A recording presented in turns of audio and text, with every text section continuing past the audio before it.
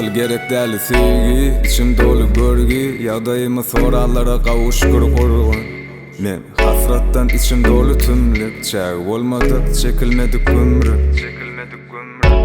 Gönü ýoluň ortasynda adaşan, soňlanmazak gaýgylara garşan.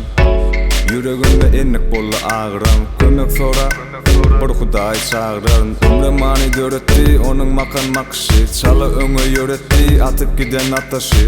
Ulu umit bilen garşy alýan güneşi, niýetim eýe bolma, oňa görüşi. Men deňeçerem däl oglalara uğrunda, ağır döretýä şol göwnümde.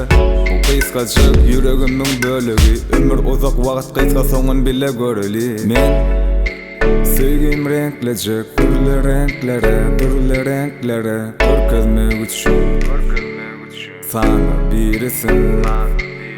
Men sevgim renklecek, türlü renklere görkezmek üçin sana birisin.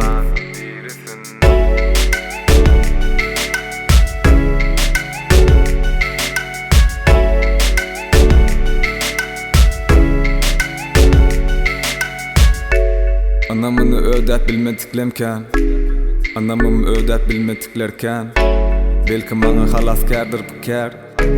Belki mende şu atkylar helaklar, basan yerim özsünde göterýär. Ähli gaýrym gerdenimde göterýän, şükür edip buňymy ýaşyrýan. Ýeka galyp hemmelerden ýapylýan, ähli zady eýe bolmak isleýän. Ýarsyna ýetip bilsen şükür et. Her günümde sen uğrunda besleyen, men hakda bir adacık pikir.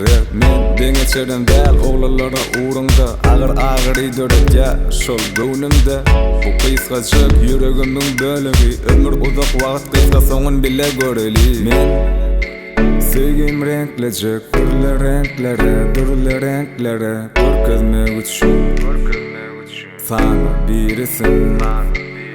Men sevgim renklecek, türlü renklere görkezmek üçin sana birisin.